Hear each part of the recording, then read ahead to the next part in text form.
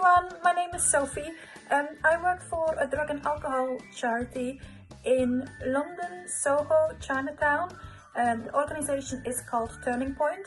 Turning Point is a nationwide organisation. They deal with people who have learning difficulties and those with substance misuse, and they offer residential treatment and also community services.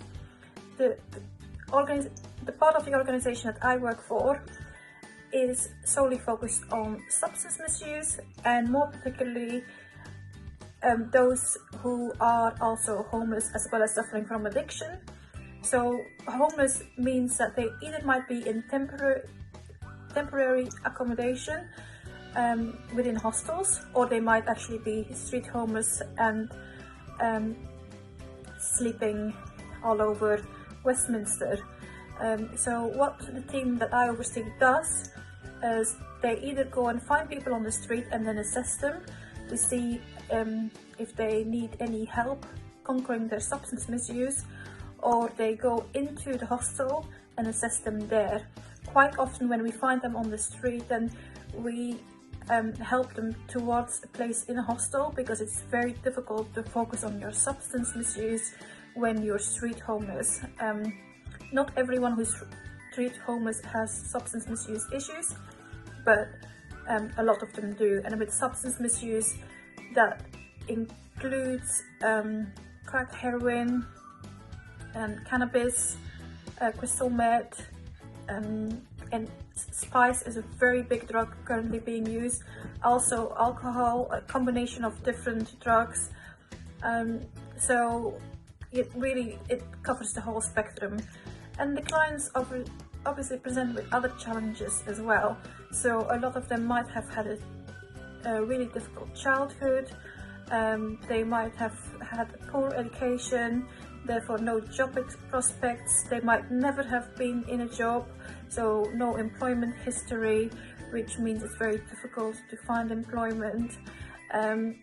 They might have difficulties in budgeting, which means that if they do get into housing, there is a likelihood that they will become homeless again if they do not know how to budget, because even when your housing is paid for, quite often there are bills that you still need to pay, such as your water, electricity, sometimes a service charge if the property comes with someone who looks after it as well. So this is the different areas that we need to look into when we help them. It's not just about their substance misuse. They might not be able to form positive relationships. They might be drawn to other people who like them and who are therefore in quite a destructive pattern of behavior with their substance misuse, maybe offending behavior to pay for their substances.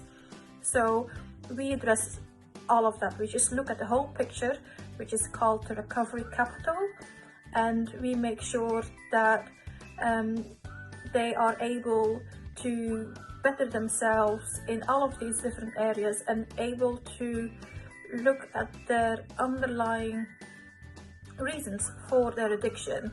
Quite often it's not able to address this in the community, so we will do some work with them in the community to start thinking about, you know, how has that childhood trauma affected me in everyday life? You know, what would I like to do later on? What studies can I do once I'm sober? What job could I do? Is it possible to have part-time employment? Is it realistic to go private rented, or maybe we need to look into some sort of supported accommodation if someone has learning difficulties and it would be impossible for them to have a full-time job. We look into neurodiversities as well, because quite often people with neurodiversities are misunderstood, and this results in them seeking solace in alcohol or any other substances.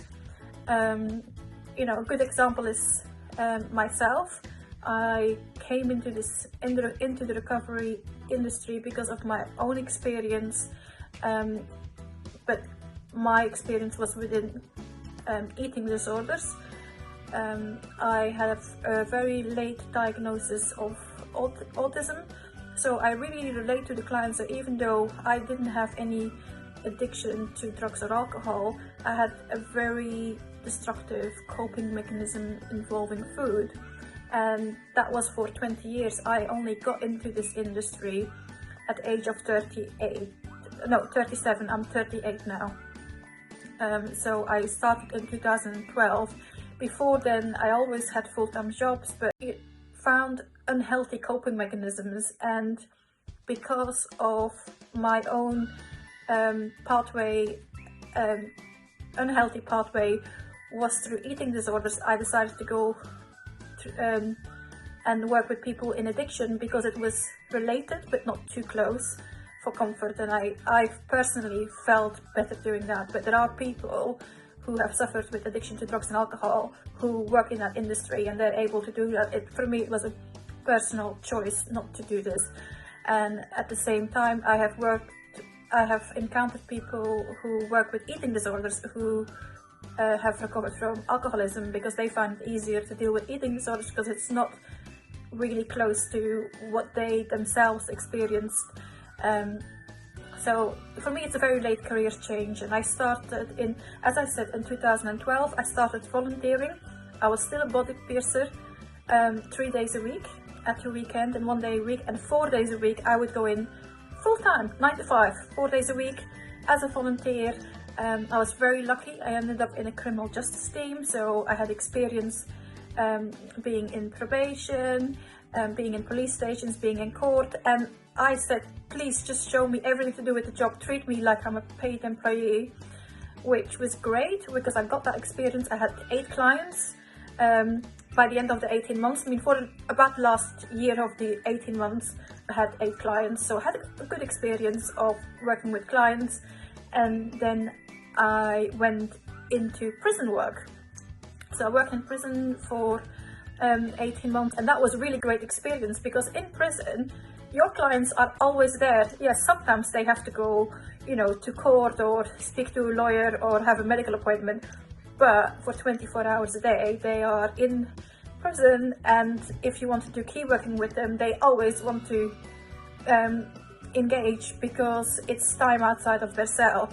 So it's a really good first paid job to have, because when you're in the community, your clients are much harder to find because they might be chasing their next drug or wanting to do anything else, because in prison that's their best time of the whole day, spending time with you, and in the community it's not like that.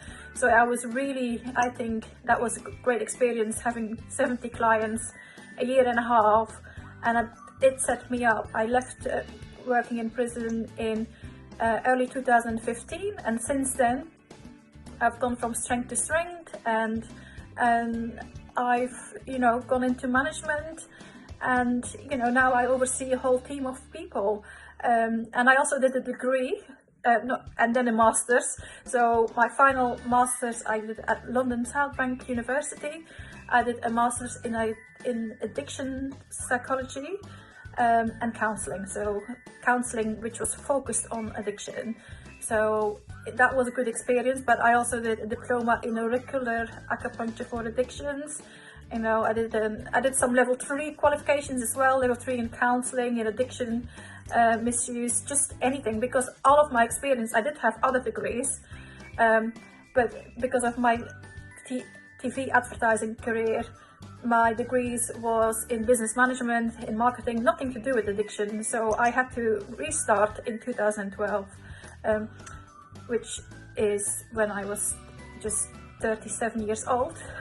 But that's when I started. So, it's experience is really good in this industry, because the people that you work with, they're usually quite old, and if you have experience that you can talk about, then because sometimes now I work with quite with people who are on the street, but in a previous job I was working with teachers and with lawyers and people who've had careers, so they respect the fact that I had a career as well in TV advertising. So it's never too late. I mean, I'm guessing most of you will be young. I'm not saying you have to wait until you're 37, but if you are older, then that life experience will be really great. It's never too late to work in addiction, because the more life experience you have, the more you will be able to relate to your clients.